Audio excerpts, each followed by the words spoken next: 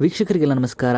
Welcome to my YouTube channel. Instagram influencer ಆಗಿ ಕಾಣಿಸ್ಕೊಂಡಂಥ ಪ್ರತಿಭಾವಂತ ರೋಷನ್ ಅವರು ಇದ್ದಕ್ಕಿದ್ದಾಗೆ ಸೂಸೈಡ್ ಮಾಡಿಕೊಂಡಿದ್ದಾರೆ. ಇದಕ್ಕೆ ನಿಜವಾದ ಕಾರಣವೇನೆಂದು ಸೋಷಿಯಲ್ ಮೀಡಿಯಾದಲ್ಲಿ ಸಾಕಷ್ಟು ಚರ್ಚೆ ಆಗ್ತಾ ಇದೆ. ಹಾಗೆಯೇ ಸೂಸೈಡ್ ಮಾಡಿಕೊಳ್ಳುವುದು ಏನಾಗಿತ್ತು ಅಂತ ಕೆಲವೊಂದಿಷ್ಟು ಅಭಿಮಾನಿಗಳು ಕೂಡ ಪ್ರಶ್ನೆಯನ್ನ ಮಾಡ್ತಿದ್ದಾರೆ.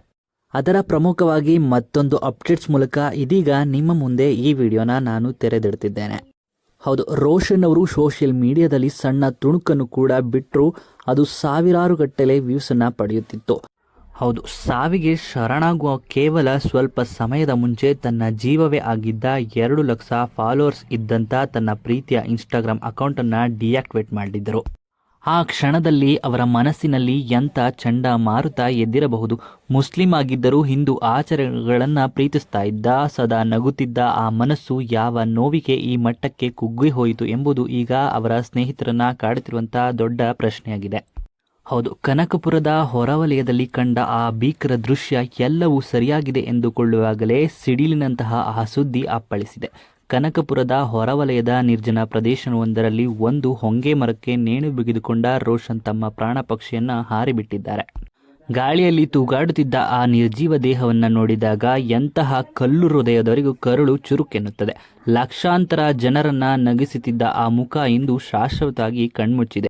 ಸಾವಿಗೆ ಕಾರಣವೇನು? ಕೌಟುಂಬಿಕ ಕಲಹವೇ? ಸದ್ಯಕ್ಕೆ ರೋಷನ್ ಅವರ ಈ ಕಠಿಣ ನಿರ್ಧಾರಕ್ಕೆ ನಿಖರವಾದ ಕಾರಣವೇನೆಂದು ತಿಳಿದು ಬಂದಿಲ್ಲ. ಇನ್ನು ಮೇಲ್ನೋಟಕ್ಕೆ ಕಾಣುತ್ತಿರುವ ಮತ್ತು ಅವರ ಇತ್ತೀಚಿನ ವರ್ತನೆಗಳನ್ನ ಗಮನಿಸಿದರೆ ಇದು ಕೌಟುಂಬಿಕ ಕಲಹದ ಹಿನ್ನೆಲೆಯಲ್ಲಿ ನಡೆದಿರುವಂತಹ ಘಟನೆ ಎಂದು ಊಹಿಸಲಾಗುತ್ತೆ. ಕೇವಲ ಮದುವೆಯಾಗಿ 3 ತಿಂಗಳೊಳಗೆ ಗಂಡ ಹೆಂಡತಿ ಅಥವಾ ಕುಟುಂಬದ ನಡುವೆ ಅಂತಹ ಬಿರುಗಾಳಿ ಎದ್ದಿರಬಹುದು. ಇದು ಕ್ಷಣಿಕ ಕೋಪದ ನಿರ್ಧಾರವೇ ಅಥವಾ ತಡೆಯಲಾಗದ ಮಾನಸಿಕ ಒತ್ತಡವೇ ಎಂದು ಪ್ರಶ್ನೆಯಾಗಿದೆ. ಇನ್ನು ಈ ಎಲ್ಲ ಒತ್ತಡಗಳಿಗೂ ನಿಗೂಢ ಪ್ರಶ್ನೆಗಳಿಗೂ ಇದೀಗ ಪೊಲೀಸ್ ತನಿಖೆಯಿಂದಷ್ಟೇ ಸ್ಪಷ್ಟ ಉತ್ತರ ಸಿಗಬೇಕಿದೆ.